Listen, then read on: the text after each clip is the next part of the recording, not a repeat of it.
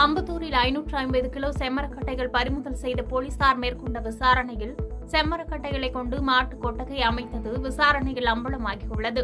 சென்னை அம்பத்தூர் விஜயலட்சுமிபுரம் மணித்தெருவில் அமைந்துள்ள பழைய மர குடோனில் செம்மரக்கட்டைகள் பதுக்கி வைத்திருப்பதாக செங்குன்றம் வனச்சரக அதிகாரி எடிசனுக்கு ரகசிய தகவல் கிடைத்தது. அதன் அடிப்படையில் அவரது தலைமையிலான குழுவினர் அங்கு சென்று சோதனை நடத்தியபோது 550 கிலோ எடை கொண்ட 41 செம்மரக்கட்டைகள் உரிய ஆவணங்களின்றி பதுக்கி வைத்திருந்தது கண்டுபிடிக்கப்பட்டது.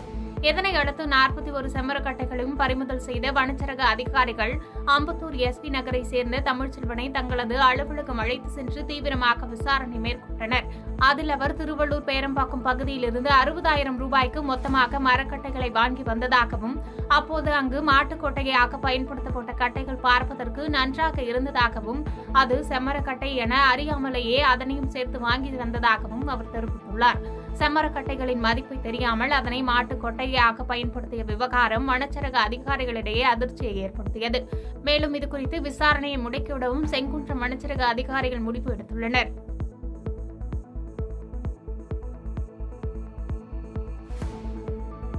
பாதகம் செய்பவரை கண்டால் நாம் பயங்கொள்ளலாகாது பாப்பா.